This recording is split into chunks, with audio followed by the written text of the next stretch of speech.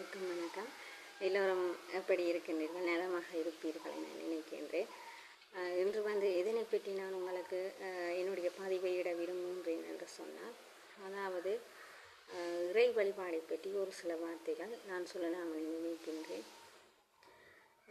21ஆம் நூற்றாண்டிலே, அதாவது நவீன ஒரு யுகத்திலே நாம் வாழ்ந்து கொண்டிருக்கின்றோம். எம்மடியே நம்முடைய ஊர்களிலே 1000 கோயில் குளங்கள் இருந்தாலும் நமக்கு வழிபட நேரமில்லை என்று பலர் குறை கூறுகிறார்கள். ஒரு நாளிலே பாருங்கள், 24 மணித்தியாலம் இருக்கின்றது. பகற்பொழுது 12 மணித்தியாலம், மிகுதி 12 மணித்தியாலம், இரவு பொழுது. அதில் ஒரு 5 நிமிடத்தை நீங்கள் உங்களுடைய விரும்பிய தெய்வத்துக்காண்டி அர்ப்பணிக்க வேண்டும்.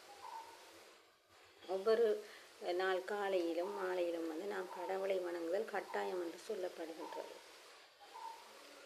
என்னை பொறுத்தவரை நமக்கு எவ்வளவு கஷ்டம் இருந்தாலும் ஒரு ஆலயத்திற்கு சென்று பக்தி பூர்வமாக வணங்கி பாருங்கள். நிச்சயமாக ஒரு அமைதியான ஒரு தன்மை உங்களுக்கு கிடைக்கும். ஆலயத்திற்கு வரும் பொழுது ஏனைய பெண்கள் எவ்வளவு ஆடை அணிகளை அணிந்திருக்கிறார் என்று பார்க்காதீர்கள். உங்களுடைய குறைகளை தெய்வத்திற்கு கூறுங்கள். அவள் உங்களுடைய கோரிக்கையை ஏற்றுக்கொள்ளுவாள். எனவே ஆலய வழிபாடு என்பது முக்கியமானது ஒன்றாக காணப்படுகின்றது.